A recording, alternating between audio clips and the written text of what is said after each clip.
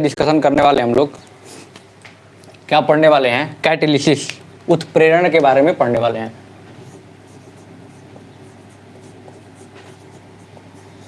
लगभग एक आध क्वेश्चन तो पूछे ही जाते हैं आपके एग्जाम में, ठीक है। तो उसके बारे में पूरा हम लोग कंप्लीट स्टडी करने वाले हैं। जो भी चीज़ें पढ़ेंगे हम लोग पूरा पढ़ेंगे, ऐसा नहीं कुछ पढ़ा हमने और कुछ छोड़ दिया हमने। यानी कि पूरा कैटालिसिस क्या होता है उसको पढ़ेंगे और कितने टाइप के होते हैं इसको हम लोग पूरा स्टडी करने वाले हैं।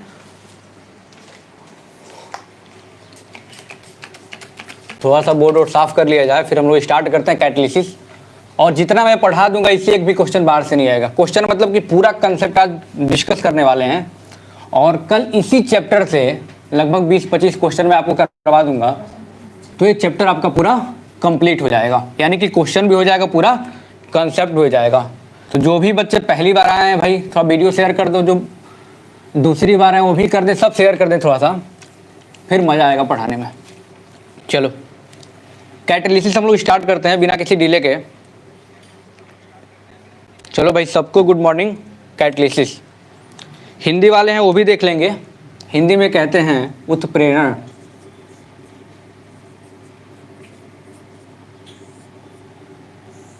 कैटालिसिस होता क्या है, सबसे पहले बातचीत करें कैटालिसिस होता क्या है। बहुत सारे बच्चे इसको कैटलिस्ट के नाम से भी जानते हैं कि कैटलिस्ट क्या होता है, लेकिन बहुत सारे बच्चे ये भी जानते हैं कैटलिस्ट क्या करता है। सर रिएक्शन के रेट को इंक्रीज कर देता है। 90% 99% बच्चे यही जानते हैं। मैं भी जब आपके लेवल पे था तो मुझे भी पता था कि कैटलिस्ट क्या होता है। एक ऐसा सबस्टांस होता है जो रेट ऑफ रिएक्शन को इंक्रीज कर देता है। बट अच्छे से समझा जाए तो कैटलिस्ट क्या है। कैटलिस्ट एक ऐसा सबस्टांस है जो रिएक्शन के रेट को, स्पीड को क्या करता है, चेंज करता है। कभी इंक्रीज भी करता है, कभी डिक्रीज भी करता है। बट जनरली अगर बातचीत किया जाए तो क्या करता है, most of the time catalyst क्या करता है, रेट ऑफ रिएक्शन को इंक्रीज ही करता है। और इसी फिनोमिनन को हम लोग क्या बोलते हैं, कैटालिसिस बोलते हैं। आए समझ में। Catalyst is a substance which change the speed of a reaction is known as catalyst without undergoing any chemical changes. यानी कि कोई चेंज नहीं होगा केमिकल, यानी कि ऐसा नहीं कि मास में, प्रोडक्ट में मास जो बना थोड़ा अलग होगा, यानी कि कोई चेंजेस नहीं होगा। सिर्फ क्या करेगा, रेट ऑफ रिएक्शन को इंक्रीज या डिक्रीज करेगा, ठीक है। और इसी फिनोमिनन को क्या बोलते हैं हम लोग, कैटालिसिस बोलते हैं। तो समझ में आओ कैटलिस्ट और कैटालिसिस क्या है। कैटालिसिस एक प्रोसेस है, उसे हम क्या बोलते हैं, एक फिनोमिनन, उसे हम क्या बोलते हैं, कैटालिसिस, कैटालिस्ट के फिनोमिनन को, ठीक है। तो अब हम लोग बातचीत एग्जाम्पल के मैं तौर पे बताता हूँ आपको, ठीक है। जैसे पोटेशियम क्लोरेट है, ठीक है। जैसे क्या है, पोटेशियम क्लोरेट है, ठीक है।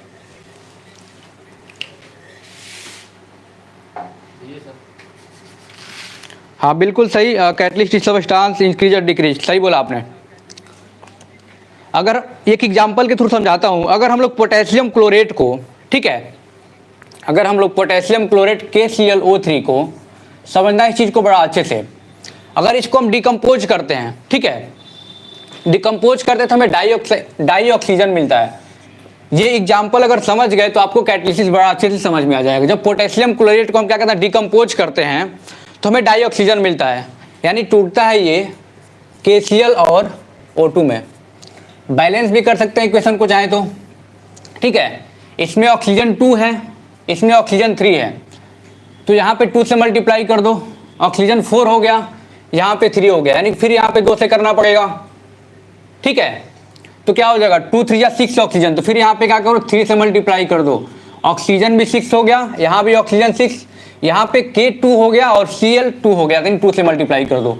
जब नॉर्मली ऐसे हम रिएक्शन कराएंगे तो ये बहुत ज़्यादा टेम्परेचर पे क्या करेगा, ये रिएक्शन कंप्लीट होगा। लगभग 653, समझना इस चीज़ को, 653 केल्विन से 873 केल्विन पे होगा। बट यहाँ पे एक ऐसा सबस्टांस हम लोग ऐड कर दें, मान लो हमने क्या यहाँ ले लिया, इस रिएक्शन में एक सबस्टांस हमने MnO2 को ऐड कर दिया, तो जो रिएक्शन होगा बहुत ही फास्ट हो जाएगा। रिएक्शन होगा क्या हो जाएगा, बहुत ही फास्ट हो जाएगा। इसका मतलब क्या समझ में आ रहा है, जो MnO2 है क्या है भाई, यहाँ पे ये हमारा यहाँ पे कैटालिस्ट का काम कर रहा है। हमने KClO3 को क्या किया, डिकम्पोज किया, तो KCl और O2 में टूटा। तो नॉर्मली रिएक्शन किया तो टेम्परेचर बहुत ज़्यादा देना पड़े हमें, और जो रिएक्शन हुआ बहुत ही स्लो हुआ। बट यहाँ पे हमने एक सबस्टांस MnO2 को ऐड कर दिया, MnO2 को ऐड कर दिया तो रिएक्शन बहुत फास्ट हो गया, रिएक्शन बहुत फास्ट हो गया और 473 और 600, 473 केल्विन से लेकर के 653 केल्विन, यानी कि टेम्परेचर भी कम देना पड़ा तो भी क्या होगा, ये डिसोसिएट हो गया। इसका मतलब क्या समझ में आ रहा है, कैटलिस्ट एक ऐसा सब्सटेंस है जो क्या करता है, रिएक्शन के रेट को इंक्रीज या डिक्रीज करता है। नॉर्मली हमने कराया रिएक्शन, इसको डिकम्पोज कराया तो टेम्परेचर ज़्यादा देना पड़ा और जो रिएक्शन हुआ बहुत ही स्लो हुआ, बट हमने एक सब्सटेंस इसमें ऐड कर दिया, ठीक है, MnO2, तो रिएक्शन बहुत ही तेज हो गया। तेज ही नहीं हुआ, क्या हुआ, जो टेम्परेचर है वो बहुत ही कम देना पड़ा हमें। देखो यहाँ पे टेम्परेचर 653 केल्विन से 873 केल्विन देना पड़ा, बट यहाँ पे कम टेम्परेचर में क्या हुआ, रिएक्शन हमारा कंप्लीट हो गया। तो MnO2 क्या हो गया, यहाँ पे कैटेलिस्ट हो गया। आए समझ में कैटेलिस्ट क्या होता है, या फिर एक डायग्राम के थ्रू समझाता हूँ, समझना इस चीज को। जनरली अगर मैं बताऊँ तो सपोज दैट आप A पॉइंट पे हैं, ठीक है, आपको जाना कहाँ है, B पॉइंट पे जाना है, तो रास्ता आपका ये है, A से B पॉइंट पे आपको जाना है, डायग्राम के थ्रू समझना, A से B पॉइंट पे आपको जाना है तो ये रास्ते से आपको जाना पड़ेगा। अगर यहाँ पे कैटलिस्ट मिल गया, कुछ ऐसा चीज मिल गया तो क्या करेगा, इसी रास्ते से पहुंच जाएगा, यानी शॉर्ट में हमको क्या करेगा, यहाँ से A से B पॉइंट पे पहुंचा देगा। तो वही कैटलिस्ट भी काम करता है कि शॉर्ट करता है। शॉर्ट मतलब क्या, कि रेट को बढ़ा दिया, यहाँ पे इतना टाइम लगा, बहुत घूम करके जाना पड़ा हमें, बट यहाँ पे क्या हुआ, कैटलिस्ट यहाँ पे ऐड हो गया तो सीधे देखो हम इतने दूरी तय करके यहाँ पे A से B तक पहुंच गए। इसका मतलब क्या हुआ कि कैटलिस्ट जनरली अगर मैं बातचीत करूं तो अधिकतर क्या करता है, रेट ऑफ रिएक्शन को इंक्रीज ही करता है, ठीक है। चलिए अब हम लोग बातचीत कर लेते हैं पॉजिटिव और नेगेटिव कैटलिस्ट की। पूरा बात करेंगे होमोजीनियस, हेट्रोजीनियस, ऑटो कैटलिसिस, ठीक है, सारी चीजें बात करेंगे, पूरा कंप्लीट स्टडी करने वाले हैं, इसकी कोई दिक्कत नहीं है। मोबाइल ले गए क्या,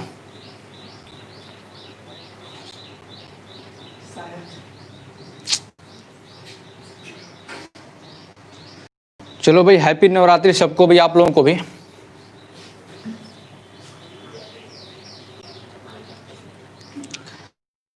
जल्दी, कैटलिसिस क्लियर हुआ, कैटलिस्ट क्या होता है, कैटलिसिस प्रोसेस क्लियर हुआ आप लोगों को, जल्दी एक बार बता दो।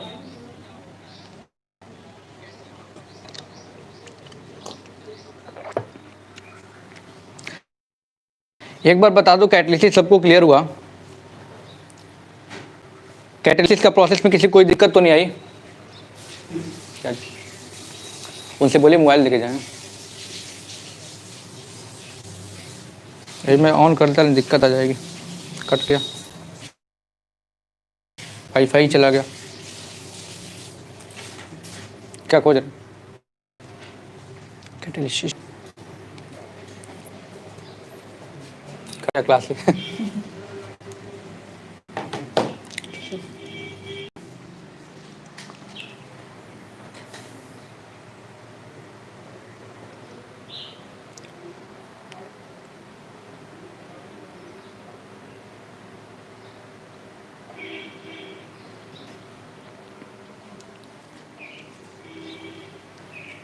चलो कोई बात नहीं, अब आ गया वाईफाई, कोई दिक्कत नहीं आएगी, ठीक है, वाईफाई आ गया, कोई दिक्कत नहीं आएगी।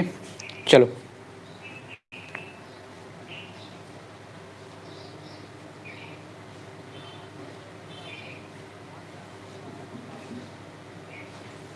कैटलिसिस का प्रोसेस समझ में आया आप लोगों को, कैटलिसिस क्या होता है एक बार बता दो सबको, अगर क्लियर हुआ कैटलिसिस का प्रोसेस, कैटलिसिस होता क्या है, अगर फंडा अगर क्लियर हो गया आपको तो एक बार बता दें हमें, ताकि हम लोग आगे कंटिन्यू करें। कैटलिसिस कुछ नहीं होता है, कैसा कैटलिस्ट क्या होता है, कैसा सब्सटेंस होता है जो रेट ऑफ रिएक्शन को क्या करता है,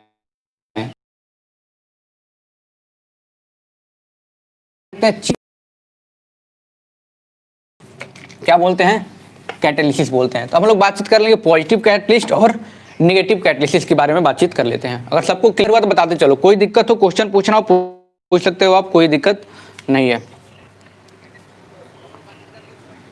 हम लोग थोड़ा सा बात कर लेते हैं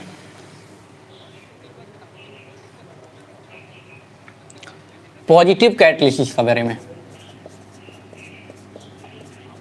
पॉजिटिव कैटालिसिस, पॉजिटिव कैटलिसिस क्या होता है, आप लोग एक बार बता सकते हैं सब कुछ क्लियर हुआ कि नहीं हुआ, आप लोग टाइप कर सकते हैं मैसेज कमेंट बॉक्स में, चैट बॉक्स में बता सकते हैं। कोई दिक्कत हो तो भी पूछ सकते हैं, नहीं दिक्कत है तो नो बोलिए, अदरवाइज बताइए कि सब समझ में आ गया।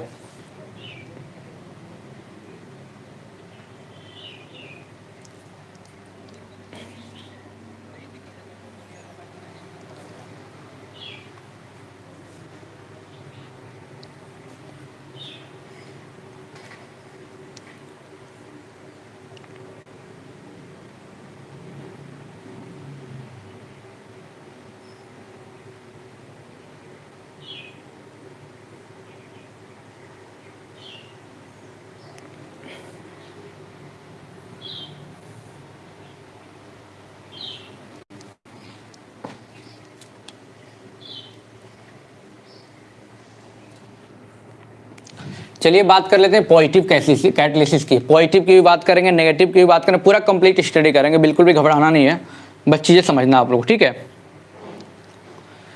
चलो सबको हैप्पी नवरात्रि, गुड मॉर्निंग, बहुत बहुत बधाई, स्वागत है आपका हमारे चैनल, आपके चैनल रियल कॉन्सेप्ट पर। पॉजिटिव कैटलिस्ट, पॉजिटिव का मतलब देखो नाम से क्लियर हो रहा है कि if a catalyst increases the rate of reaction, जब कोई कैटलिस्ट रिएक्शन के रेट को इंक्रीज कर देता है, जब कोई कैटलिस्ट रिएक्शन के रेट को क्या करता है, इंक्रीज कर देता है, तो कौन सा कैटलिस्ट होता है, वो पॉजिटिव कैटलिस्ट होता है।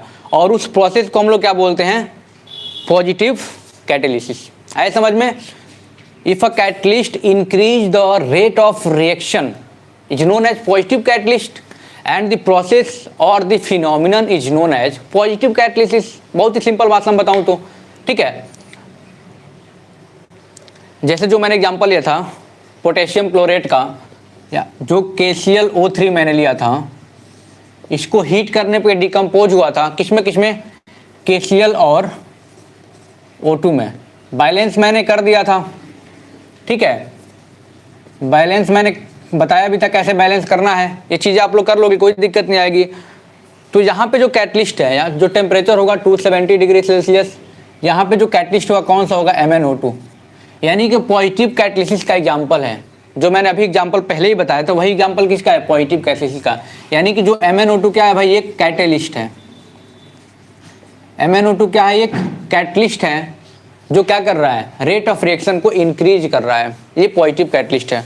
मैंने बताया भी था कि रिएक्शन को कंप्लीट करने के लिए बहुत ज़्यादा हीट की ज़रूरत होती है, फिर भी बहुत स्लो होता है रिएक्शन है, बट कोई सब्सटेंस ऐसा ऐड कर दे उसमें जो इसके रेट को इंक्रीज कर दे।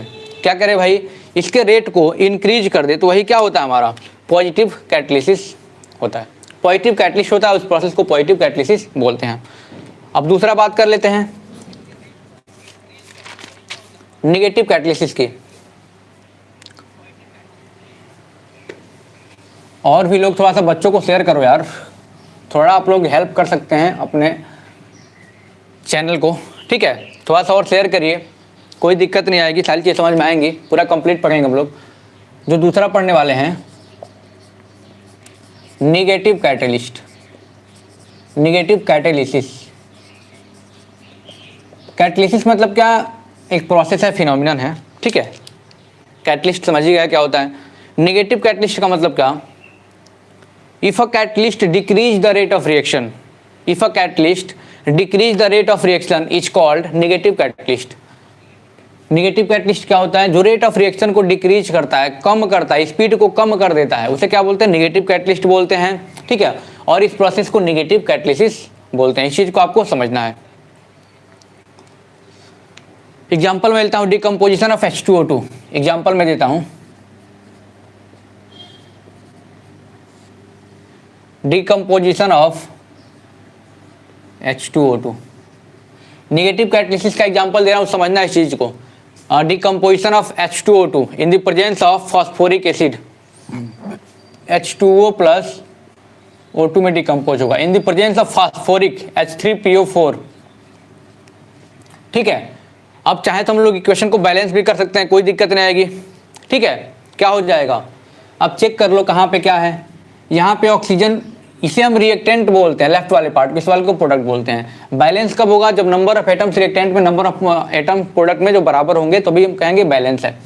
ऑक्सीजन यहाँ पे 2 है, यहाँ पे कितना है, 3 है, तो यहाँ 2 से मल्टीप्लाई कर दो, कितना हो जाएगा 2 टू 4 ऑक्सीजन हो जाएगा, यहाँ पे 2 ही है तो यहाँ पे 2 मल्टीप्लाई कर दो, 2 दूना 4 हो गया। अब हाइड्रोजन कितना हो गया भाई, हाइड्रोजन 2 टू 4 हो गया, यानी यहाँ भी 2 से मल्टीप्लाई कर दो 2 टू 4, यानी क्या बन गया 2H2O2, प्रोडक्ट में क्या बना 2H2O प्लस 2O2। इसका मतलब क्या, जो H3PO4 है यहाँ पे, ये भी क्या है कैटेलिस्ट है, क्या है कैटेलिस्ट है, और कौन सा कैटलिस्ट है, नेगेटिव कैटलिस्ट है, यानी कि रेट ऑफ रिएक्शन स्पीड को क्या करेगा, ये डिक्रीज करेगा। तो एग्जांपल मैं लिखवा रहा हूँ तो लिखते चलो, ठीक है, क्योंकि आपके एग्जाम में एग्जांपल दे देगा फिर पूछेगा, फिर समझना, ठीक है चलो।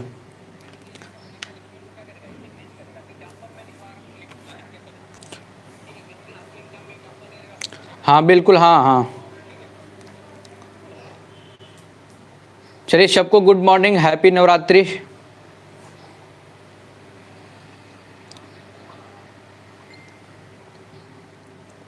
बैलेंस नहीं है रिएक्शन, अच्छा चेक कर लेते हैं भाई, 2 टू 4 हाइड्रोजन यहाँ भी है, और 2 टू 4 ऑक्सीजन यहाँ है, और 2 और 2 4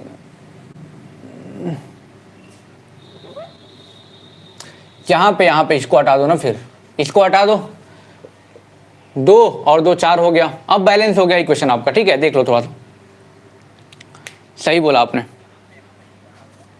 अब इक्वेशन बैलेंस हो गया, हाँ हाँ ऑक्सीजन, अब बैलेंस हो गया आपका इक्वेशन, ठीक है। ये किसका एग्जांपल है, नेगेटिव कैटलिसिस का एग्जांपल है, नेगेटिव कैटलिसिस का एग्जांपल है, ये चीज आपको समझना है।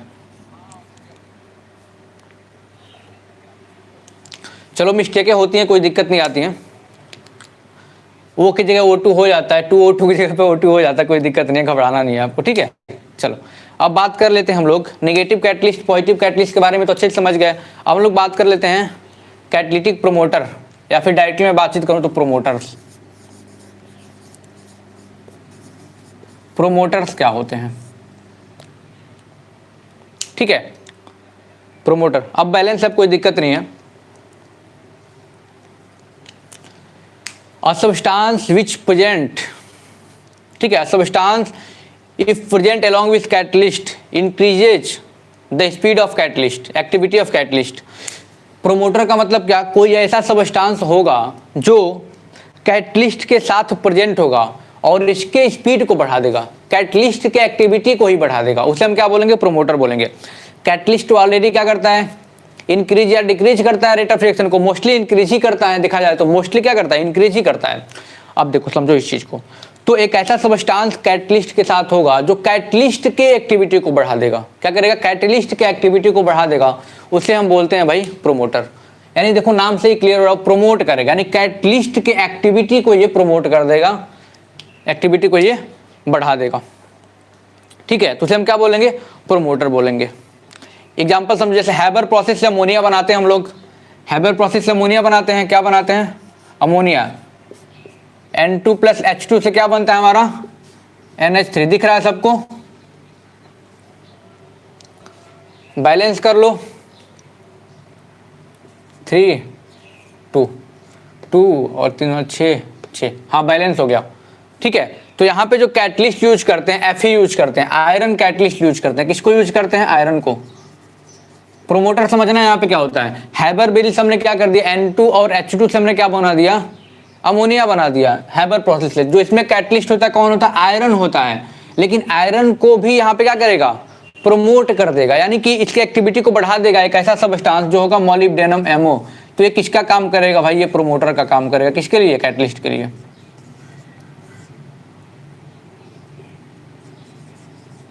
यानी MO क्या है यहाँ पे, MO एक प्रोमोटर है, आए समझ में।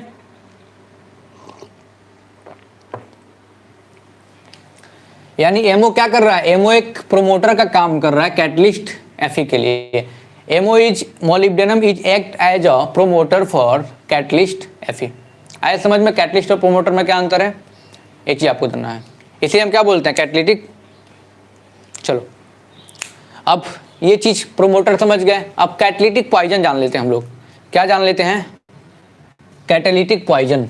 ये तो प्रोमोटर नाम से क्लियर हुआ कि भाई क्या कर रहा है, इंक्रीज कर रहा है, किसके रेट को, एक्टिविटी को, कैटलिस्ट के एक्टिविटी को ये इंक्रीज कर रहा है। तो अब समझना, अब कैटलिटिक पॉइजन क्या हो जाएगा? अगर किसी बच्चे को लगता है कैटलिटिक पॉइजन उसको आता है तो बता देगा, बताओ कैटलिटिक पॉइजन।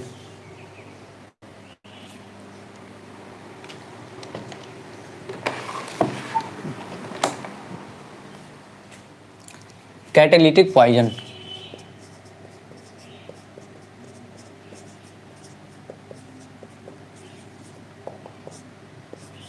कैटलिटिक पॉइजन क्या होता है जरा बताएं हमें आप लोग। कैटलिटिक पॉइजन का मतलब क्या होता है?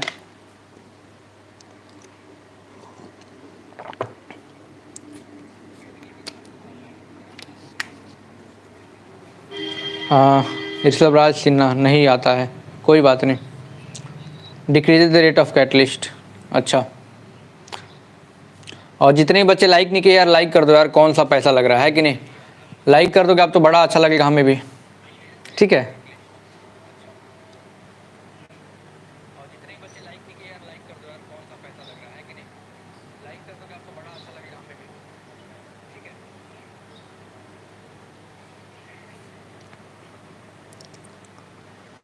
चलो, हाँ अविरल पाठक ने बड़ा अच्छा आंसर बताया। द सब्सटेंसेज विच डिक्रीज, क्या करेगा ये? डिक्रीज द रेट ऑफ या फिर activity, decrease the activity of catalyst, activity of catalyst. क्या समझ में आया? ये कैटलिटिक पॉइजन देखो नाम से ही क्लियर हो रहा है, देखो नाम से सारी चीजें क्लियर होती हैं। कैटलिटिक प्रोमोटर क्या करता था? कैटलिस्ट के एक्टिविटी को प्रमोट करता था, इंक्रीज करता था।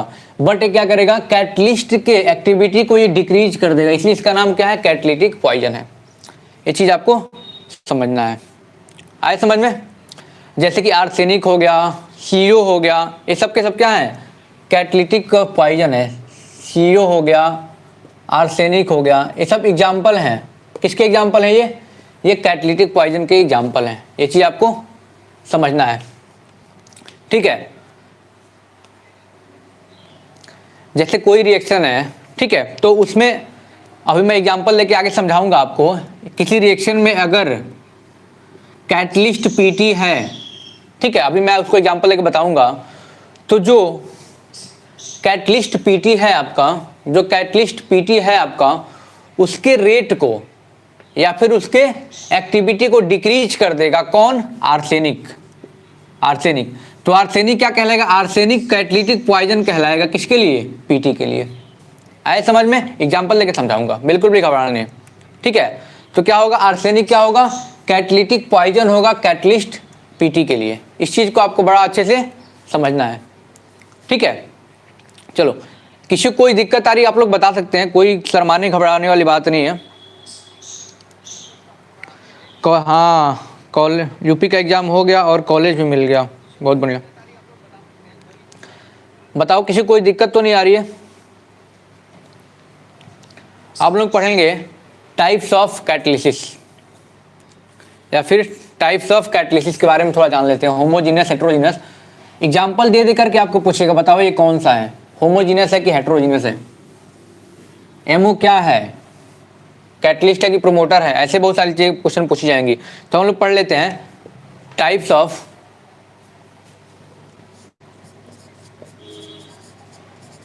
Of catalysis.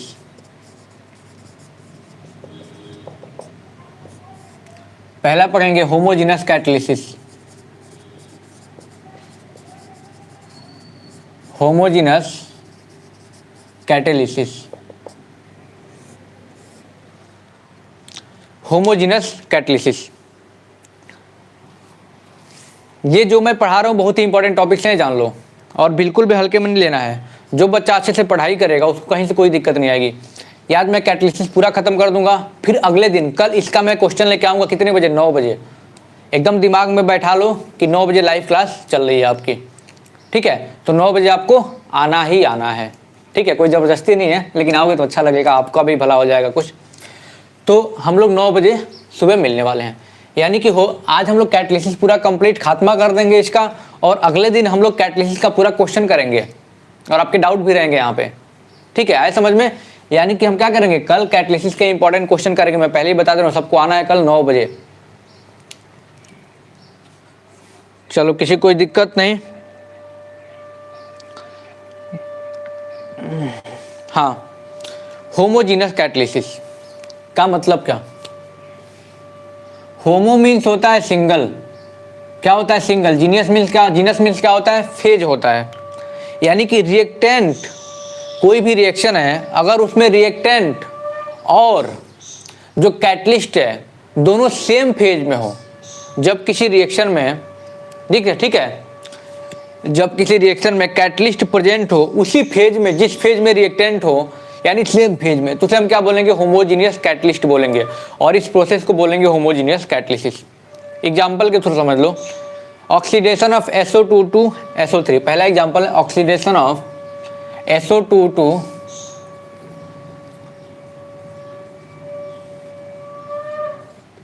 SO3, ठीक है। SO2 क्या है, बहुत अच्छे से इस चीज को समझना, यानी कि रिएक्टेंट और कैटलिस्ट जो दोनों जो होंगे सेम फेज में होंगे, यानी लिक्विड लिक्विड होगा, लिक्विड में अगर रिएक्टेंट है तो क्या होगा, कैटलिस्ट भी लिक्विड में, अगर गैस में रिएक्टेंट है तो आपका रिएक्टेंट, अगर गैस में है तो आपका क्या, कैटलिस्ट भी क्या होना चाहिए गैस में, सॉलिड में है रिएक्टेंट तो क्या होगा, कैटलिस्ट भी सॉलिड में होगा, यानी कि दोनों का फेज क्या होगा, इक्वल होगा। तो उसे हम क्या बोलेंगे, इक्वेशन को बैलेंस कर लो, 2SO2 plus O2 plus 2SO3, equation balance. अब देखो यहाँ पे जो कैटलिस्ट रहेगा वो आपका NO रहेगा, यानी कि NO के प्रेजेंस में क्या होता है, SO2 SO3 में कन्वर्ट होता है, ठीक है। क्या होता है, oxidation of SO2 to SO3 in the presence of NO। तो देखो जो NO है ना हमारा, ये कैटलिस्ट है, ये भी किस फेज में है, गैस फेज में है, SO2 ये भी गैस फेज, ये भी गैस फेज, और सब के सब क्या, गैस फेज में। क्या समझ में आ रहा है, जो कैटलिस्ट NO है ये हमारा क्या है, लिख लो यहाँ पे, कैटलिस्ट को बेसिकली यहाँ पे लिख देते हैं, चाहे तो आप लोग यहाँ भी लिख सकते हैं प्लस में ऐड करके NO, और यहाँ भी NO, क्योंकि इसमें कोई चेंजेस नहीं आते, ऐसे भी लिख सकते हो, कोई दिक्कत नहीं है। और कभी भी किसी चीज़ में चेंजेस नहीं करता है कि किसी केमिकल प्रॉपर्टीज में, या फिर किसी इधर कुछ मास और है रिएक्टेंट का, प्रोडक्ट का मास कुछ और है, कोई चेंजेस नहीं आते हैं, केवल रिएक्शन के रेट को क्या करता है, इंक्रीज या डिक्रीज करता है, बस इतना समझना है। तो आप देख पा रहे हैं किसका एग्जाम्पल हो गया, होमोजीनस कैटलिसिस का। क्यों, क्योंकि जो रिएक्टेंट वो भी गैसियस फेज में है, और जो रिएक्टेंट कैटलिस्ट वो भी किस में है, गैसियस फेज में है। चलो सबको क्लियर हुआ, हाँ सही है। सबको एक बार बता दो भाई, एक बार मेरे छोटे भाई बता दो, आप लोग सबको क्लियर हुआ, एक बार बता दो सब लोग, होमोजीनियस क्लियर हुआ।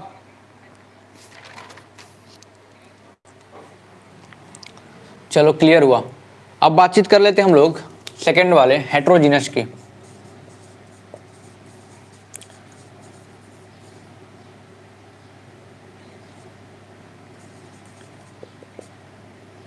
हेट्रोजीनस की, हेट्रोजीनस क्या होता है, हेट्रोजीनस कैटालिसिस बता दो भाई। अगर पहला वाला होमोजीनस अगर समझ में आपको आ गया तो ये भी आ जाएगा, हेट्रोजीनस भी। चलो बता दो।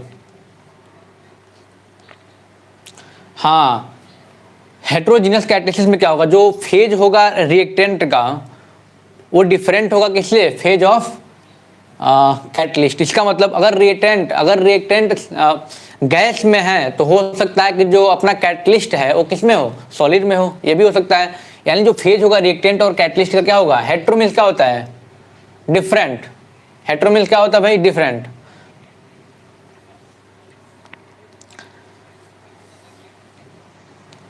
चलो ये बताओ, रियल कॉन्सेप्ट की टी शर्ट कैसी लग रही है, कलर अच्छा लग रहा है तुम लोगों को?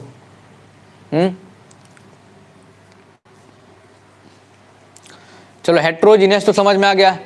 जैसे अभी मैंने बताया हैबर प्रोसेस से अमोनिया बनाते हैं N2 और H2 से। किससे बनाते हैं, N2 और H2 से। क्या बनता है हमारा, NH3 बनता है इन the presence of Fe catalyst. Fe क्या है, सॉलिड है। Fe क्या है, सॉलिड है। अब रिएक्शन आपका बैलेंस हो गया, हाँ बैलेंस हो गया।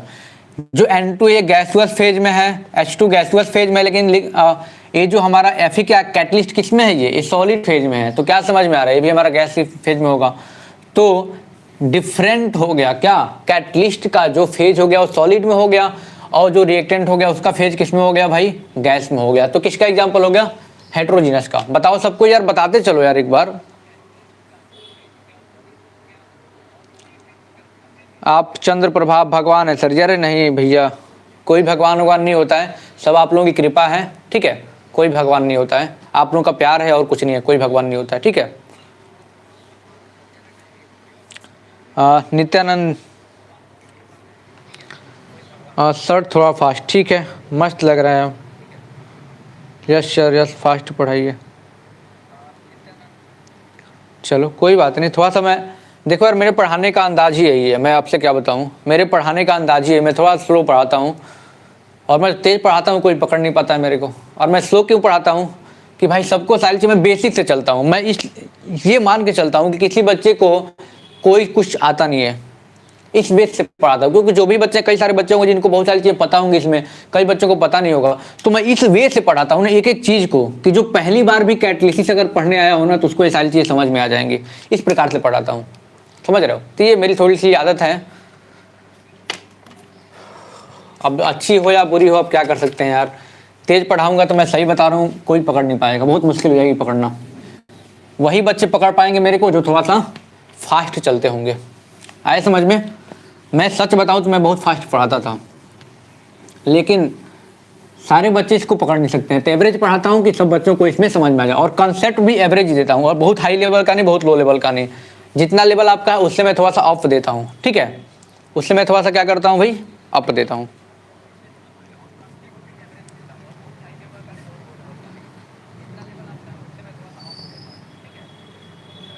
चलो थोड़ा सा पढ़ाते हैं, कोई बात नहीं। लाइक कर दो यार, अच्छा लग रहा तो लाइक कर दो, लाइक करते नहीं हो तुम लोग। एक और मैं हेट्रोजीनियस का एग्जांपल दे दूं,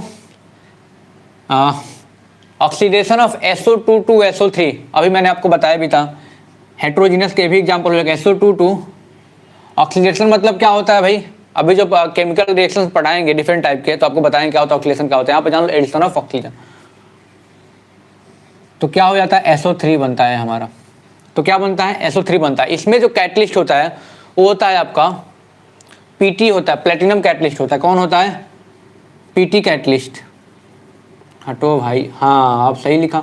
ये जो होता है सॉलिड होता है, ये देखोगे आप, ये भी गैसियस फेज में, ये भी गैसियस फेज में, और ये क्या है, कैटलिस्ट आपका सॉलिड फेज में। इसका मतलब क्या कि ये क्या है, एक हेट्रोजीनस मिक्सचर नहीं, कैटलिसिस का एग्जाम्पल है, ठीक है। बैलेंस कर लो भाई, 2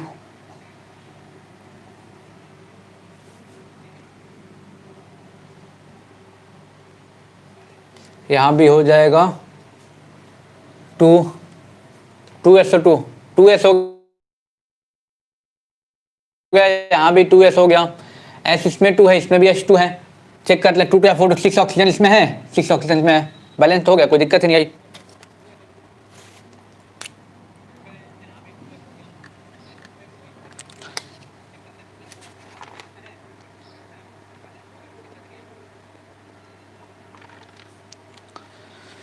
चलिए, यानी कि होमोजीनस हेट्रोजीनस समझ में आ गया, कोई दिक्कत नहीं। अब बात कर लेते हैं हम लोग ऑटो कैटलिसिस की। किसकी बात करेंगे, ऑटो कैटलिसिस की, कि ऑटो कैटलिसिस क्या होता है।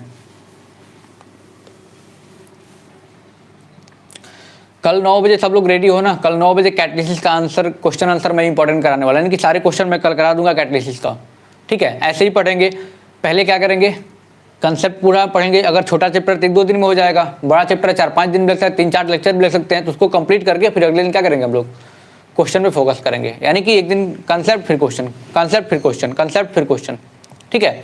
हम लोग बात करते हैं ऑटो कैटलिसिस की। जरा किसी को पता है तो बता दो हमें।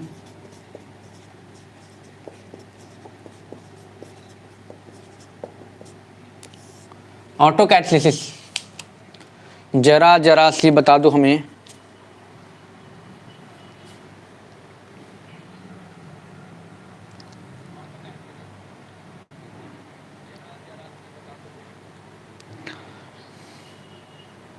AB स्टडी बोलेगा, अच्छा बोलेगा। नमस्ते जी, आपको भी नमस्ते। एक बार लाइक कर दीजिए आप लोग, जितने भी लोग हैं लाइक कर दो यार। देखो मैं बार बार बोलता हूँ, मुझे लाइक के कोई पैसे नहीं मिलते हैं यार। ठीक है, और ना आपको कोई पैसे देने पड़ते हैं, कोई टैक्स भी नहीं लगता आपका। बस आपको क्या करना है, थोड़ा सा लाइक करोगे, मोटिवेशन मिलता है कि हाँ मतलब लग रहा पढ़ा रहे हैं बच्चों को समझ में आ रहा है। लाइक से यही मतलब ऑब्जर्वेशन मिलता है और कुछ नहीं है। और कमेंट से क्या मैं जो काम कर रहा हूँ सही कर रहा हूँ या फिर मुझे और ज़्यादा इंप्रूवमेंट करने की ज़रूरत है, और ज़्यादा होमवर्क करने की ज़रूरत है। ठीक है, तो ये चीज़ें हैं।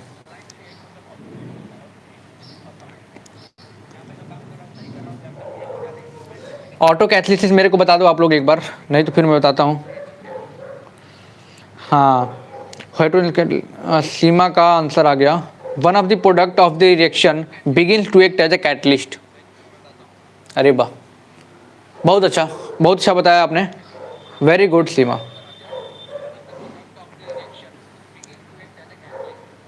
सर मैं लाइक करके ही वीडियो देखती हूँ।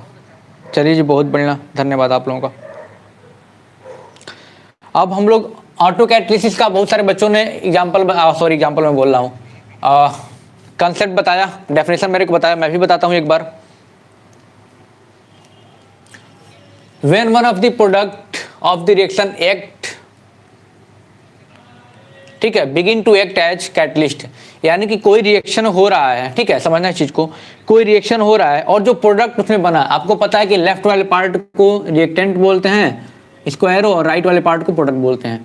कोई रिएक्शन हो रहा है तो उसमें जो नया प्रोडक्ट बन रहा है ना, उसमें से कोई एक प्रोडक्ट कैटलिस्ट का काम करने लग रहा है, यानी कि जो रिएक्शन है उसमें से कोई एक प्रोडक्ट क्या हो रहा है, कैटलिस्ट का काम करने लग रहा है, जिससे क्या होगा, रेट ऑफ रिएक्शन इंक्रीज हो जाएगा। एग्जाम्पल के थ्रू समझना, जब KMnO4 सॉल्यूशन को, इस चीज को समझना,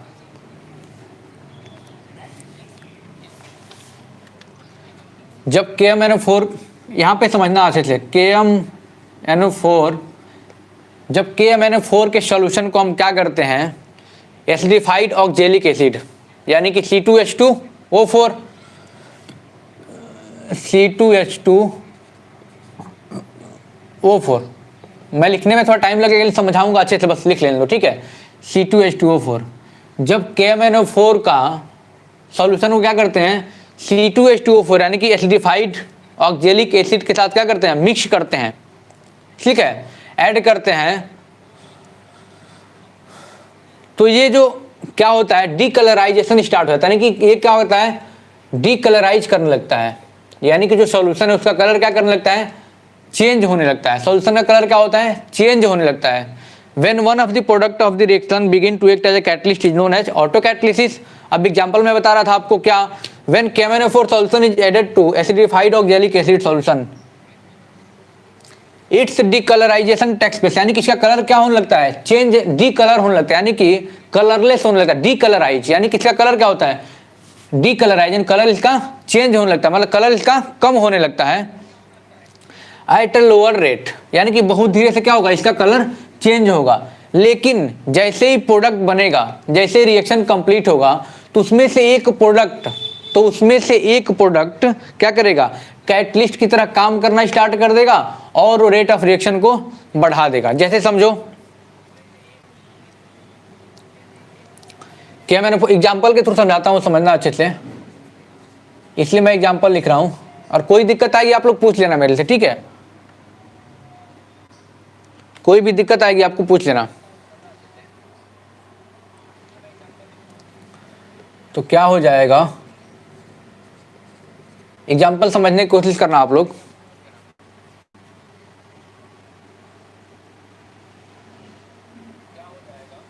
एक मिनट रुक जाओ आप लोग थोड़ा सा।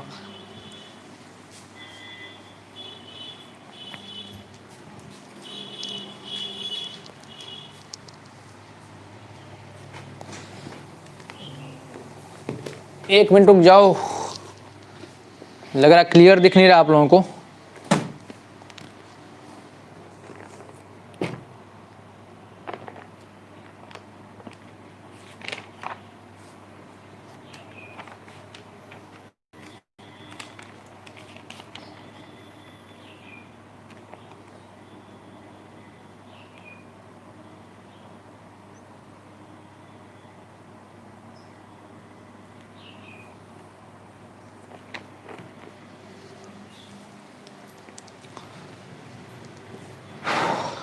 ठीक है, ऑटो कैथलिसिस का मैंने क्या बताया, मतलब कि जब रिएक्शन में से एक प्रोडक्ट जो नया सबस्टांस में, वो क्या करेगा, एज ए कैटलिस्ट काम करना स्टार्ट करेगा और रिएक्शन के रेट को बढ़ा देगा।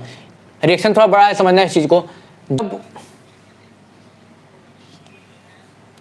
KMnO4 सॉल्यूशन को ऐड करते हैं ऑक्जेलिक एसिड में, ठीक है, तो इसका कलर क्या होता है, उड़ने लगता है, यानी कि डीकलराइज होने लगता है बहुत ही स्लो रेट से। क्या होता है, बहुत ही स्लो रेट से क्या होता है, डीकलराइज होने लगता है। लेकिन जैसे ही रिएक्शन हो जाता है, एक नया प्रोडक्ट बन जाता है, तो क्या होता है, उसी प्रोडक्ट में से एक प्रोडक्ट कैटलिस्ट तरह काम करेगा और बहुत जल्दी इस रेट को बढ़ा देगा, यानी कि जल्दी से डीकलराइज ये हो जाएगा।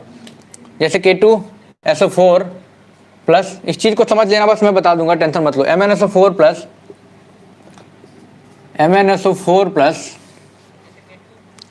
8H2O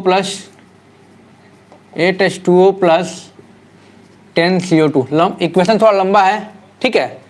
अब इसको मैं बैलेंस करता हूं, ये 2 हो जाएगा, 3 5 2। एग्जाम्पल ये देख लो, एक बार एग्जाम्पल देख लो, थोड़ा सा बड़ा लग रहा होगा आप लोगों को। सब दिख रहा है कि नहीं दिख रहा है, 1 मिनट देखने दो, 1 मिनट, हाँ दिख तो रहा है, सब दिख रहा है। हाँ, शिवानी कुमारी हेलो, वेलकम है आपका, रियल कॉन्सेप्ट है आपका, ये चैनल है, ये स्वागत है, कभी भी आइए जाइए, कोई दिक्कत नहीं है। अब एक बार ऑटो कैटलिसिस को एक बार बहुत अच्छे से समझ लो, समझ में तो आ ही गया होगा। जब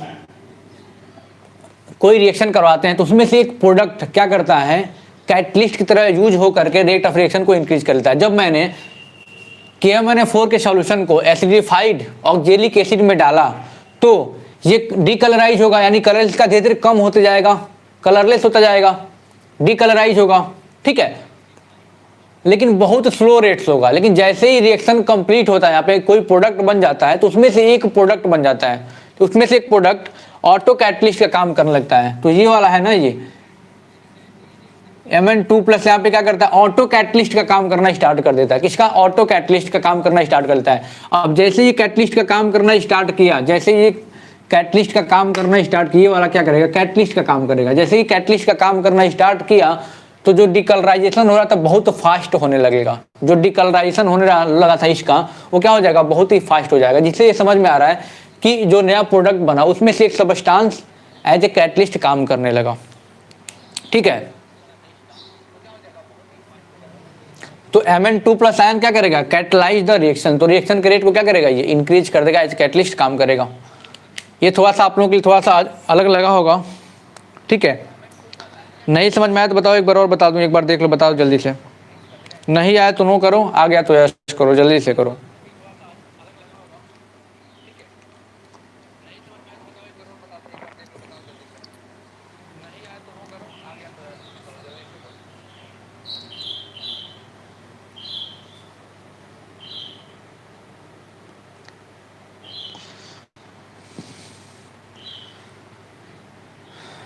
जल्दी बताओ, जल्दी। सब क्लियर है कि नहीं, क्लियर है तो क्लियर लिखो भाई।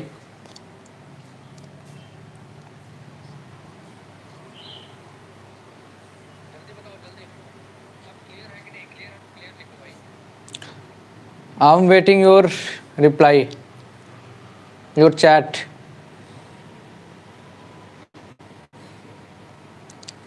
Satyam Singh all clear sir, सीमा क्लियर।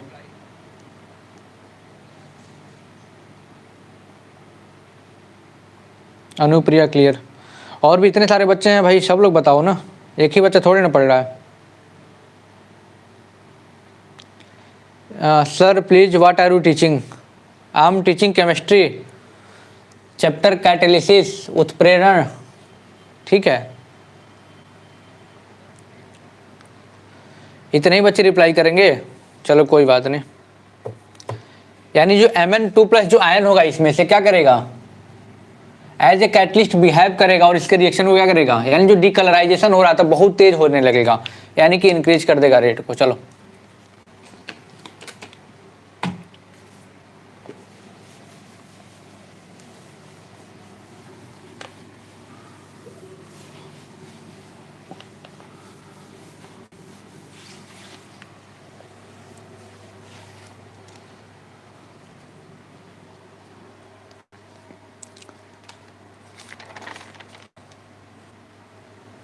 और लोग नहीं बोलोगे, कोई बात नहीं।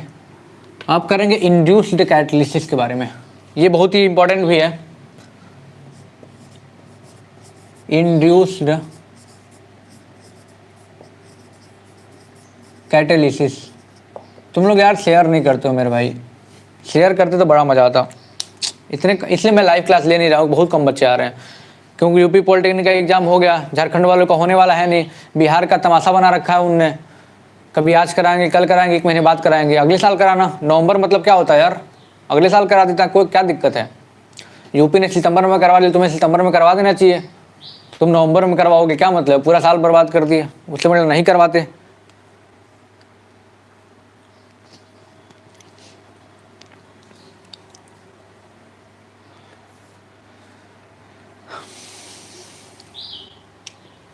इसका डेफिनेशन पहले मैं लिखता हूं। When one reaction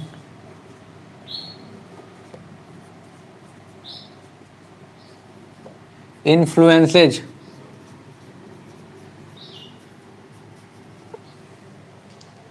the rate of the other reaction, the rate of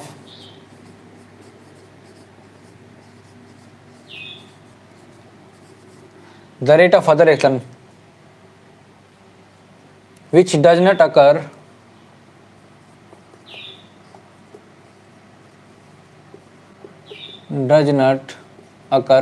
definition समझना है अच्छे से। which does not occur under ordinary conditions,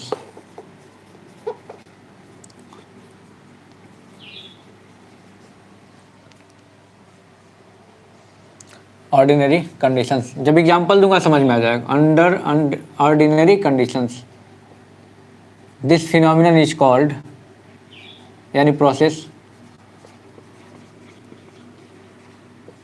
is known as और इंड्यूस्ड कैटालिसिस। इंड्यूस्ड कैटालिसिस क्या हो जाएगा, इंड्यूस्ड कैटालिसिस। एक बार डेफिनेशन पढ़ो फिर बताता हूं।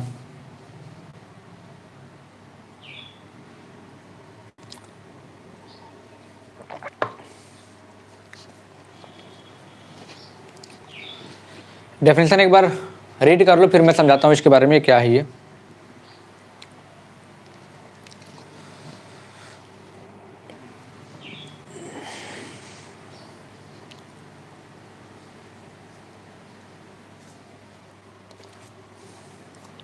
हाँ एग्जाम्पल बताऊंगा, घबराओ नहीं, एग्जाम्पल बताऊंगा।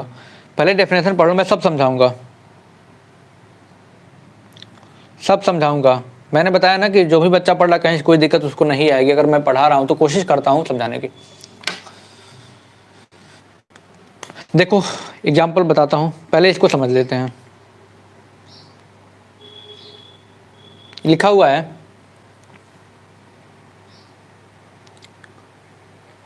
और भी लोग, कई बच्चे लाइक नहीं किए हैं, बताओ यार, मतलब कोई बात नहीं। इंड्यूस्ड कैटालिसिस का मतलब क्या, when one reaction influences the rate of other reaction while which does not occur under ordinary condition, this phenomenon is known as induced catalysis। जब एक रिएक्शन दूसरे रिएक्शन के रेट को क्या करता है, इंक्रीज करता है, इन्फ्लुएंस करता है, ठीक है, यानी कि उसकी हेल्प से दूसरा रिएक्शन भी बहुत जल्दी से क्या हो जाता है, कंप्लीट हो जाता है, उसे हम क्या बोलेंगे, इंड्यूस्ड कैटालिसिस बोलेंगे, ठीक है।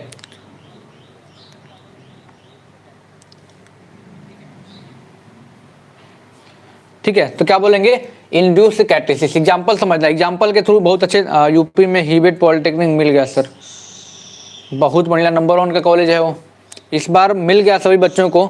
क्यों मिल गया है, क्योंकि इस बार बहुत सारे बच्चों ने एग्जाम नहीं दिया था, ठीक है, बहुत सारे बच्चों ने एग्जाम नहीं दिया था, इसलिए मेरिट बहुत कम हो गया, बहुत कम गया। मतलब कि हमें लगता पूरे इतिहास में इतना कम मेरिट नहीं गया था। हीबेट जल्दी किसी को मिलता नहीं था, बहुत कम रैंक वालों को मिलता था। आज मैं देख रहा हूँ बहुत सारे बच्चों को हीबेट मिल रहा है, ठीक है, तो बहुत अच्छी बात है। इसार्था पांडे, इसार्था।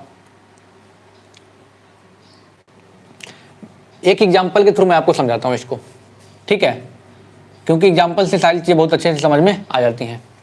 एक मैं रिएक्शन लेता हूं, ठीक है, sodium sulphate is oxidise to sodium sulphite is oxidise to sodium sulphate. जब इसको हम एयर में एक्सपोज करते हैं तो सोडियम सल्फेट में ऑक्सीडाइज्ड हो जाता है, यानी कि समझना इस चीज को, Na2SO3 सोडियम सल्फाइड को हम क्या करते हैं, ऑक्सीडाइज करते हैं, किसमें, सोडियम सल्फेट में,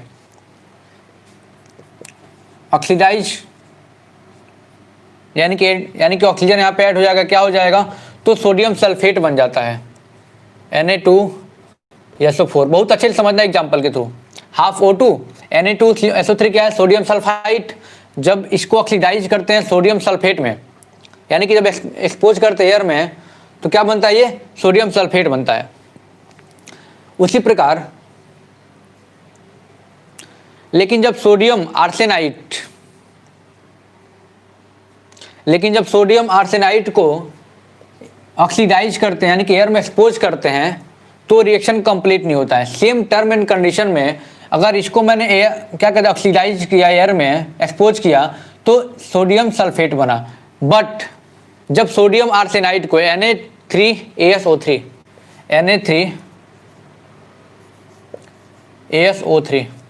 सोडियम आर्सेनाइड, ठीक है, क्या होता है, सोडियम आर्सेनाइड को जब क्या करते हैं, ऑक्सीडाइज करते हैं, यानी कि एयर में एक्सपोज करते हैं, तो ये रिएक्शन कंप्लीट नहीं होता है, यानी कि ऑक्सीडाइज नहीं हो पाता है।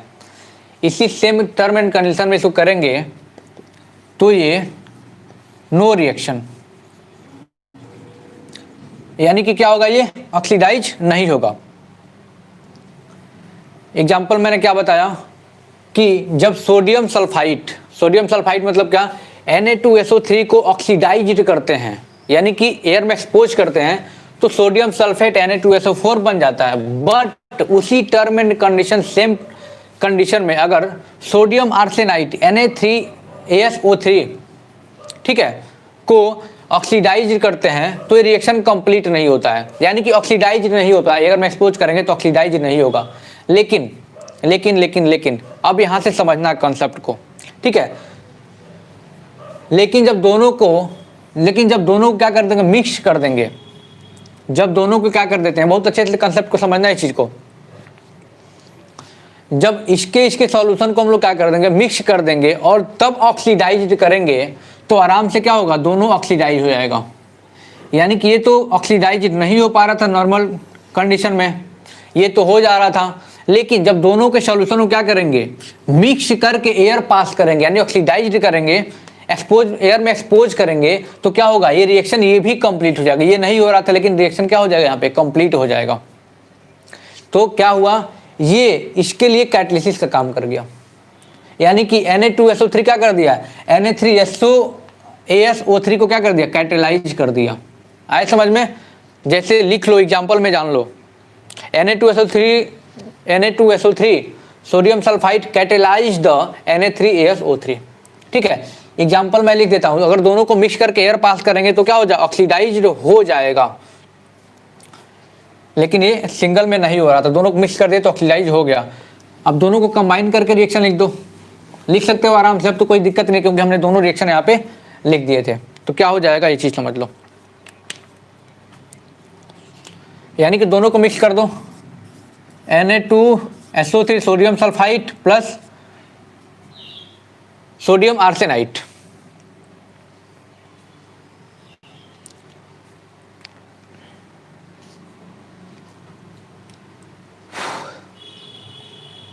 क्या फॉर्मूला होगा, Na3ASO3। अगर दोनों को ऐड कर दिया हमने और ऑक्सीजन पास कर दिया, तो ये दोनों ऑक्सीडाइज हो जाएंगे। ये नहीं हो पा रहा था, लेकिन इसके साथ मिक्स कर दिए तो ये भी ऑक्सीडाइज हो गया। इसका मतलब क्या, ये जो Na2SO3 है, इसके लिए क्या कर रहा है, कैटलिस्ट का काम, यानी कि कैटलाइज कर दिया इसको भी, Na3ASO3 को भी।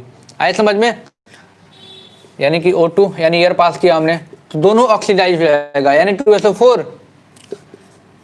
Na2SO4 सोडियम सल्फेट बना, और ये भी क्या, ये भी ऑक्सीडाइज होकर के Na2ASO4 बन गया। आए समझ में, जल्दी बताओ। Auto catalysis, sorry induced catalysis समझ में आया। थोड़ा सा कॉम्प्लिकेटेड हो सकता है आप लोगों के लिए, लेकिन ये तरीका यही है, मैटर यही है, कंसेप्ट यही है। जल्दी बता दो एक बार भाई।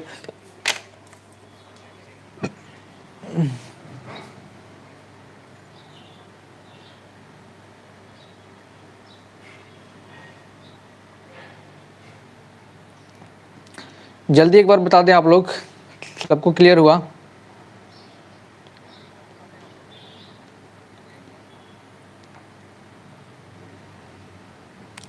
फील नहीं हुआ सर? हाँ, कंसेप्ट फील नहीं हुआ। थोड़ा सा ये कॉम्प्लिकेटेड चीज़ है, ठीक है, थोड़ा सा क्या ये कॉम्प्लिकेटेड चीज़ है, लेकिन समझ लो। इस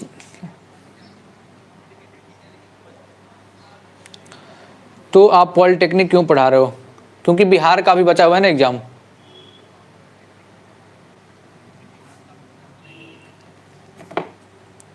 अभी बिहार पॉलिटेक्निक का बचा हुआ है ना, इसलिए मैं पॉलिटेक्निक पढ़ा रहा हूँ। इंड्यूस कैटलिसिस एक बार और समझ लो। When one reaction influences the rate of other reaction, ठीक है। जैसे मैंने बताया कि सोडियम जो सल्फाइड है Na2SO3, इसको एयर आराम से ऑक्सीडाइज हो जाएगा, यानी एयर पास करेंगे तो सोडियम सल्फेट आराम से बन जाएगा सेम टर्न कंडीशन में, ठीक है। बट Na2ASO3 सोडियम आर्सेनाइड को ऑक्सीडाइज नहीं हो पाएगा, ठीक है, यानी ऑक्सीजन पास करेंगे तो ये पार्ट नहीं बन पाता प्रोडक्ट में। लेकिन जब दोनों को मिक्स कर दिया, दोनों के सॉल्यूशन को हमने मिक्स कर दिया, तो रिएक्शन बहुत ही इजीली कंप्लीट हो गया। देखो ये भी प्रोडक्ट बन गया, ये भी प्रोडक्ट बन गया। इसका मतलब क्या, जो Na2SO3 है ये कैटलाइज कर रहा है किसको, Na3ASO3 को कैटलाइज कर दिया, यानी कि इसके रेट बढ़ा दिया, इसको भी कंप्लीट करवा दिया, यानी इसके हेल्प से ये भी रिएक्शन कंप्लीट हो गया। ये समझना है, वही क्या होता है इंड्यूस कैटलिसिस। अब बताओ, अब बताओ सब लोग,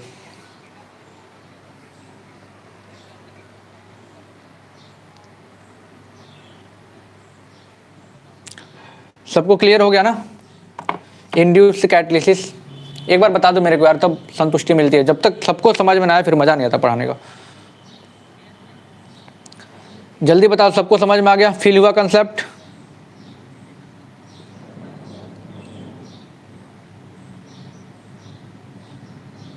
अनुप्रिया सर, और लोग बताया भाई, एक ही बच्चे थोड़े ना पढ़ रहे हैं यहाँ पे।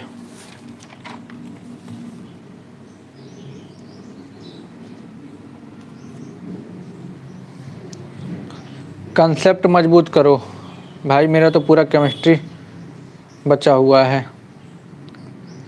ओके गुरुजी, 10 पर कितने थे?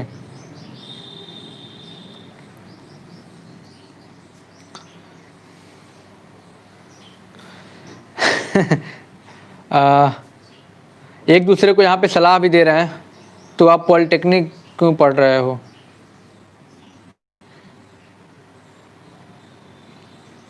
भाई मेरा तो पूरा केमिस्ट्री बचा हुआ है। कंसेप्ट मजबूत करो। इशार्था पांडे, कौन कंसेप्ट मजबूत करे भाई? अभिरल पाठक को? अभिरल पाठक को आप सलाह दे रहे हैं क्या कि कंसेप्ट मजबूत करो? किसको सलाह दे रहे हैं आप कि कंसेप्ट को मजबूत करो भाई?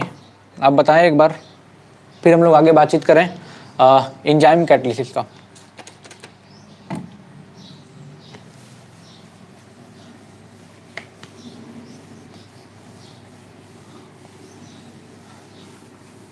अपने में चैटिंग मत करो, कंसेप्ट मजबूत मत करवाओ कि तुम कंसेप्ट मजबूत करो, तुम करो अपना अपना, सब लोग कंसेप्ट मजबूत करो, और हम भी अपना कर रहे हैं। चलो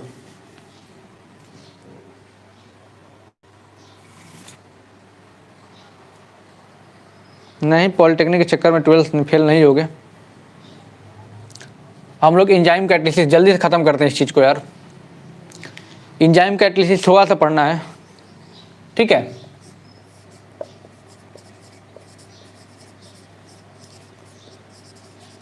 थोड़ा सा बताना है आपको बस, इसमें ज़्यादा कुछ नहीं पढ़ना है, ठीक है। एंजाइम कैटलिसिस के बारे में बहुत ज़्यादा आपको नहीं पढ़ना है। सर जी आपको नहीं कह रहा हूँ, कोई बात नहीं, वही तो मैं बोल रहा हूँ ना। कंसेप्ट अपने बातचीत मत करो आप लोग कि कंसेप्ट मजबूत करवाया करो, ठीक है। वो कर लेंगे अपना कंसेप्ट, उनको अपनी जिम्मेदारी है, सबकी अपनी अपनी जिम्मेदारी होती है। अब जिसको मन करेगा कंसेप्ट क्लियर करेगा, ठीक है। हम तो कराने में लगे हुए हैं कंसेप्ट कि भाई रियल कॉन्सेप्ट हो तो फील करना पड़ेगा कंसेप्ट को, ठीक है। एंजाइम कैटलिस्ट क्या होता है? कैटलिस्ट का तो आपको पता ही होता है भाई, रेट ऑफ रिएक्शन को मेनली क्या करता है, मेनली बातचीत करें तो इंक्रीज ही करता है, मोस्ट ऑफ द टाइम क्या करता है, इंक्रीज करता है। The increase in the rate of reaction by the enzyme, the increase in the rate of reaction by enzyme is known as enzyme catalysis, ठीक है। Enzyme catalyst and this process is known as enzyme catalysis. जितने भी biological reactions होते हैं ना, जितने भी biological reactions होते हैं, समझना इस चीज़ को, जितने भी बायोलॉजिकल रिएक्शंस होते हैं वो स्पेशल कैटलिस्ट के द्वारा कैटलाइज किए जाते हैं। जितने भी बायोलॉजिकल रिएक्शंस होते हैं, बायोलॉजिकल प्रोसेस होते हैं, वहाँ पे नॉर्मल कैटलिस्ट यूज नहीं होता है, बायोलॉजिकल कैटलिस्ट यूज होता है। ठीक है, स्पेशल कैटलिस्ट, जिससे हम क्या बोलते हैं, एंजाइम्स बोलते हैं। ठीक है, एंजाइम कैटलिस्ट का मतलब लिख लो, थोड़ा मैं लिखवा लेता हूँ आपको। The increase in the rate of reaction, the increase in the rate of reaction, और साथ में नोटबुक लेके जरूर बैठा करो। ठीक है, the increase in the rate of reaction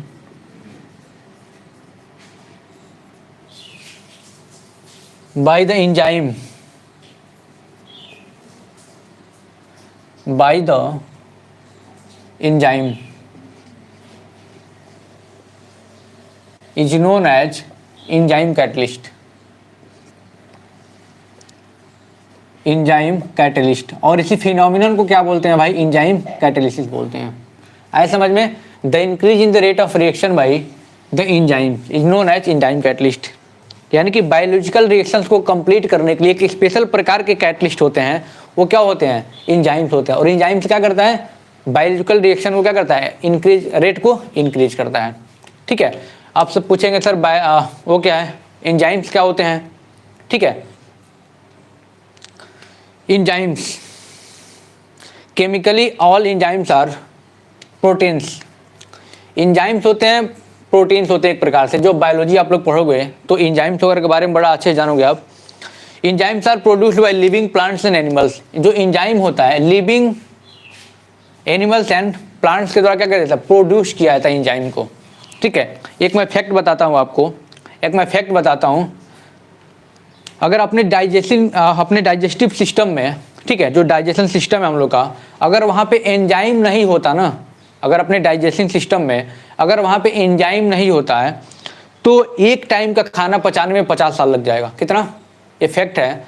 enzyme क्या करते हैं भाई, बायोलॉजिकल रिएक्शन को इंक्रीज करते हैं। ठीक है, जितने भी बायोलॉजिकल रिएक्शंस हमारे बॉडी में होते हैं सबको इंक्रीज करता है, उसे हम एंजाइम बोलते हैं। अगर हमारे बॉडी में एंजाइम्स ना हो, एंजाइम प्रोड्यूस ना हो रहे हो, तो उससे क्या होगा, जो एक दिन का खाना, एक वन टाइम का मील जो होता है ना, वो 50 साल लग जाएंगे, 50 ईयर्स लग जाएंगे डाइजेस्ट होने में। इसलिए क्या होता है, बहुत सारे एंजाइम्स हमारे बॉडी में प्रेजेंट हैं और क्या करते हैं, बायोलॉजिकल रिएक्शन को कैरी करते हैं। और कहाँ से मिलते हैं एंजाइम्स आपके, एंजाइम्स आपके लिविंग एनिमल्स और प्लांट से मिलते हैं एंजाइम। ये चीज़ आपको समझना है। एग्जाम्पल के थ्रू समझाता हूँ, एक एग्जाम्पल मैं आपको देता हूँ। एग्जाम्पल लिख लो, समझ गए सर, चलिए बहुत बढ़िया। एक एग्जांपल मैं रिएक्शन का एग्जांपल लेता हूँ, glucose, conversion of glucose into ethyl alcohol. आपके बुक में एग्जांपल नहीं मिलेगा, लेकिन मैं आपको बताता हूँ। कन्वर्जन ऑफ, एग्जांपल समझना बड़ा अच्छे से, conversion of glucose into ethyl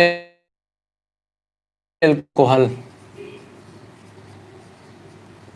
glucose को इथाइल एल्कोहल में कन्वर्ट करने के लिए भी एक एंजाइम का यूज करते हैं। ठीक है, वो कौन सा होता है, कैसे होता है, उसको बातचीत हम लोग कर लेते हैं।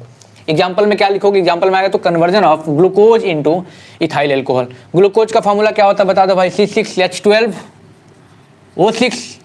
ठीक है, यहाँ पे जो एंजाइम होगा, यानी कि जो कैटलिस्ट होगा आपका, वो जाइमेज होगा। ज़्यादा बायोलॉजी के बारे में मुझे तो पता नहीं है, बायोलॉजी में पढ़ाता भी नहीं, इतना बहुत टर्म छोटा है आपके एग्जाम में, आपके बुक में, मतलब कभी कभार पूछा जा सकता है, इसलिए मैंने बता दिया। तो जो यहाँ पे कैटलिस्ट एंजाइम काम करेगा, एंजाइम का नाम क्या होगा, जाइमेज होगा। तो अब क्या करेगा, ग्लूकोज से किस में कन्वर्ट होगा, इथाइल एल्कोहल में कन्वर्ट होगा। Ethyl alcohol C2H5OH। अब यहाँ पे मैं रिएक्शन को बैलेंस करता हूँ, +2CO2। ये चीज समझ लो। एग्जांपल में क्या बताएंगे आप, ग्लूकोज को, यानी conversion of glucose into ethyl alcohol in the presence of जाइमेज। तो जो ये जाइमेज है बेटा, यही क्या है हमारा, यही हमारा एंजाइम्स है, एंजाइम कैटलिस्ट है। आया समझ में, जरा बता दूं एक बार, जरा सी बताते रहो। यस सर, समझ गए सर। यार अपने में चैट कितना कर रहे हो, चलो बता दो भाई, सबको क्लियर हुआ। क्लियर हुआ तो यस, नहीं हुआ तो नो, बस सिंपल सी बात। क्लियर हुआ तो यस, क्लियर हुआ तो लाइक करो, नहीं क्लियर हुआ डिसलाइक करो, लेकिन कुछ करके जाओ, खाली हाथ नहीं जाना है। भगवान के मंदिर में आए हो तो भाई प्रसाद लेके जाओ, शिक्षा का मंदिर है तो कुछ ना कुछ लेके जाओ, खाली हाथ नहीं जाना। लाइक समझ में आए तो, नहीं आए तो डिसलाइक, और कमेंट वगैरह करके जाओ, सजेशन देके जाओ, ठीक है।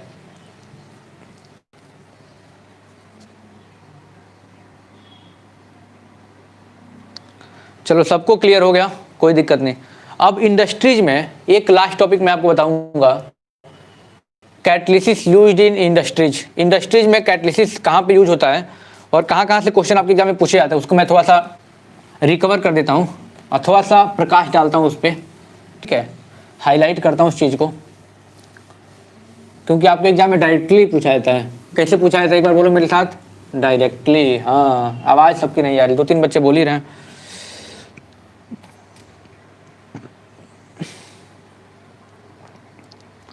और कन्वर्जन कैटलिस्ट, बस इतना ही पढ़ना है भाई, इससे ज़्यादा आपको नहीं पढ़ना है।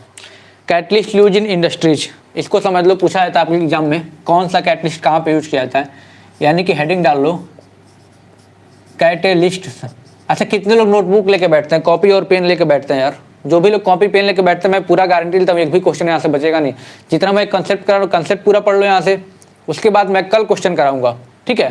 वो लोग क्या करेंगे, कल क्वेश्चन करने 9 बजे आएंगे। सब लोग बताओ 9 बजे रेडी हो। Catalyst used in industries, industry में भी बहुत सारे रिएक्शन कंप्लीट कराने के लिए, तेज कराने के लिए क्या करते हैं, कैटलिस्ट का यूज करते हैं। कैटलिस्ट यूज इन इंडस्ट्रीज, जिसमें मैंने बहुत सारे आपको बता भी दिए हैं। जल्दी बताओ कल के लिए कौन कौन रेडी है? हाँ, चैप्टर बस लास्ट ही टॉपिक चल रहा है, कंप्लीट हो जाएगा।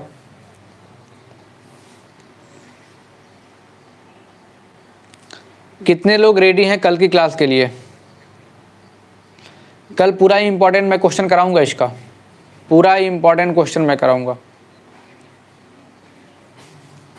जितने भी इंपॉर्टेंट क्वेश्चन है कैटलिसिस आपके एग्जाम में पूछे जाते हैं, सारे क्वेश्चन मैं करा दूंगा, सारे क्वेश्चन गारंटीड, 100% गारंटीड क्वेश्चन।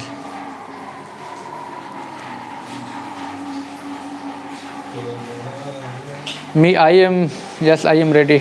सब लोग रेडी हो, और कल सब कोई शेयर भी करेगा। कल हम लोग एकदम अच्छे तरीके से क्वेश्चन पूरा करने वाले हैं। मैं थोड़ा सा इसका यूज बता देता हूँ, कैटलिस्ट का इंडस्ट्री में कहाँ कहाँ पे यूज किया जाता है। अमोनिया को इंडस्ट्री में कैसे तैयार करते हैं, अच्छा कई बार मैंने बताया भी है, ठीक है। इसको बातचीत कर लेते हैं अभी।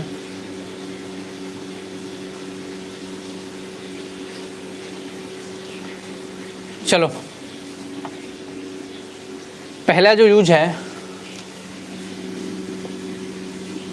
यूज है, आपको पता है हैबर प्रोसेस से हम लोग अमोनिया बनाते हैं। आपके एग्जाम में पूछा गया क्वेश्चन है और पूछा भी जाता है, बार बार पूछा जाता है, अमोनिया किस मेथड से बनाते हैं? तो हैबर प्रोसेस से। किस प्रोसेस से? हैबर प्रोसेस से। आपको पता है N2 और H2 मिलके क्या बनाते हैं? अमोनिया बनाते हैं। अब इसको चाहो तो क्या कर लो, बैलेंस कर सकते हो। N2 + 3H2 2NH3, देखो हो गया, बैलेंस हो गया, ठीक है। जो यहाँ पे कैटलिस्ट होता है ये क्या होता है? Fe होता है। आया समझ में? Haber process for manufacturing of ammonia. Ammonia बनाने के लिए कौन सा प्रोसेस यूज करते हैं? Haber process. ये जिसमें कैटलिस्ट कौन सा यूज होता है भाई? Fe कैटलिस्ट यूज होता है। Fe कैटलिस्ट यूज होता है, पहला यूज। दूसरा यूज इंडस्ट्री में कहाँ करते हैं, बड़ा अच्छे से समझना। Ni कैटलिस्ट, जो निकिल कैटलिस्ट है, उसका यूज करते हैं कहाँ पे? वनस्पति ऑयल। वनस्पति ऑयल से घी बनाने में इंडस्ट्री में हम लोग निकिल कैटलिस्ट का यूज करते हैं, ठीक है। किसका यूज करते हैं? निकिल का यूज करते हैं। ऑयल प्लस इतना बस समझ लो, ठीक है, तो हमारा घी बन जाएगा। किसके प्रेजेंस में? निकिल कैटलिस्ट के प्रेजेंस में। ये सब पूछे गए क्वेश्चन है, इसलिए मैं करवा रहा हूं, ठीक है।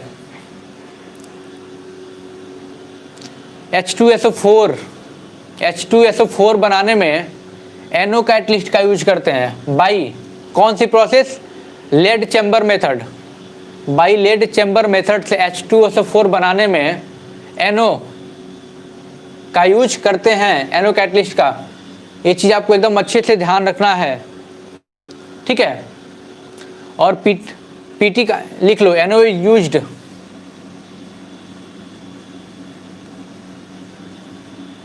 Used to manufacture, NO is used to manufacture H2SO4 by lead chamber method. ये सब पूछे गए क्वेश्चन है भाई, इसलिए मैं हाईलाइट करवा रहा हूं।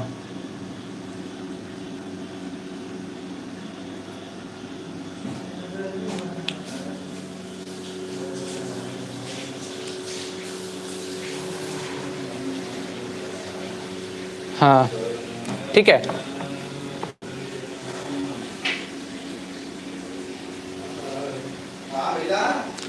और यहाँ पे पीटी कैटलिस्ट यानी कि प्लेटिनम कैटलिस्ट यूज होता है। It's use to manufacture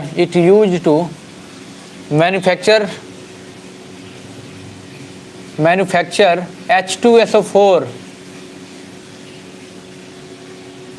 by contact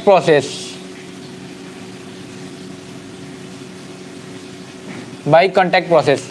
ये सब जितने भी प्रोसेस एग्जाम में पूछा जाता है, कंटैक्ट प्रोसेस क्या होता है, लीड चैम्बर प्रोसेस क्या होता है, मेथड क्या होता है, ठीक है। ये हैबर मेथड क्या होता है, अमोनिया बनाने के, सब पूछा जाता है। एंजाइम कैटलिस्ट, अगला एक और लिख लो, एंजाइम कैटलिस्ट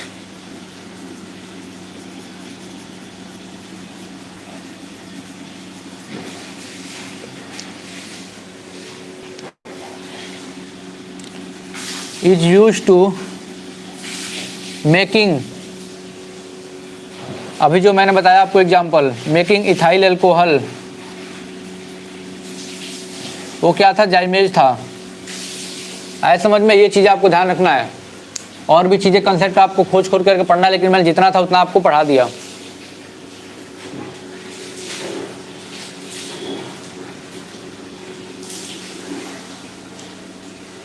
ठीक है, इस चीज़ को आप लोगों को समझना है।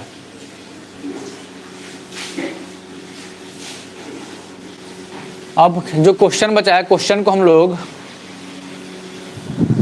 कल हम लोग कंप्लीट कर लेंगे, ठीक है। कल क्वेश्चन को हम लोग कंप्लीट करेंगे। अभी किसी को कहीं से दिक्कत है तो आप क्वेश्चन हमसे पूछ सकते हैं, कहीं से कोई मनाही नहीं है।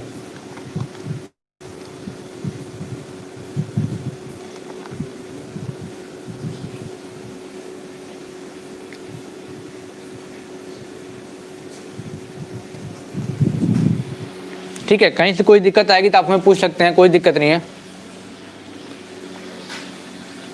ऑयल प्लस H2 को घी में चेंज, एक्चुअली जो ये प्रोसेस होता है कार्बन एनिल कंपाउंड में, शायद मैंने पढ़ाया हुआ आपको, हाइड्रोजनेशन जो प्रोसेस होता है ना, उससे हम लोग चेंज करते हैं।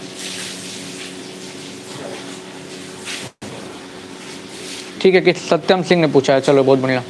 हाइड्रोजनेशन बोलते हैं इस प्रोसेस को, ठीक है। वेजिटेबल ऑयल से वनस्पति घी बनाने में जो यूज होता है वो हाइड्रोजनेशन होता है।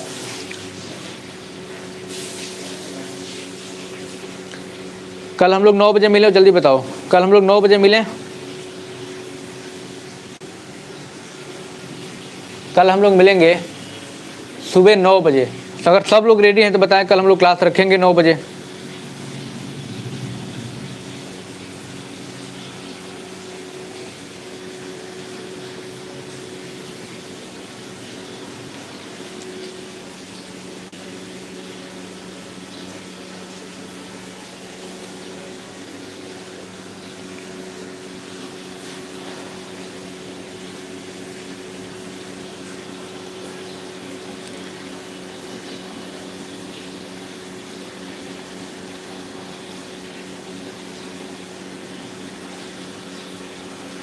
चलिए फिर कल हम लोग पूरा इंपॉर्टेंट क्वेश्चन करें, 20-25 जो भी 10-20 क्वेश्चन है, जितने भी हैं सारे क्वेश्चन कैटलिस्ट कल हम लोग 9 बजे ही करने वाले हैं। तो सारे लोग 9 बजे आ जाएंगे।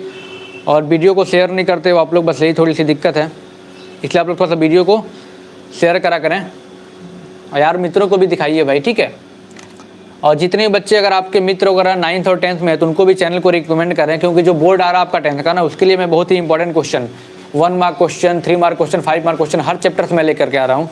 और कई वीडियोज अपलोड भी ऑलरेडी हो चुके हैं, तो उनको भी बताएं थोड़ा सा, ठीक है। चलिए फिर मिलते हैं अगले दिन अगले वीडियो के साथ। कल 9 बजे ही मिलेंगे कैटलिसिस का पूरा इंपॉर्टेंट क्वेश्चन लेकर के। और ये तो ये कंसेप्ट रहा आपका, जहाँ तक मैंने अपना पूरा प्रयास किया समझाने का, समझ शायद आया होगा क्योंकि हम लोग प्रयास ही कर सकते हैं, ठीक है।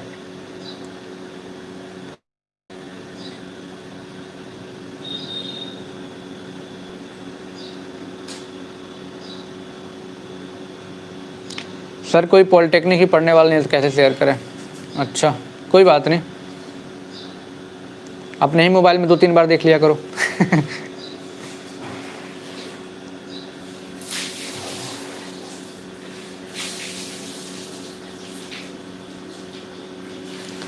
प्रकाश महतो कल क्वेश्चन होगा सर? हाँ बिल्कुल कल क्वेश्चन होगा, और जितना भी मोबाइल मिले सबको में लेकर के लाइक वाइक कर दिया करो यार थोड़ा सा, ठीक है, अच्छा लगता है।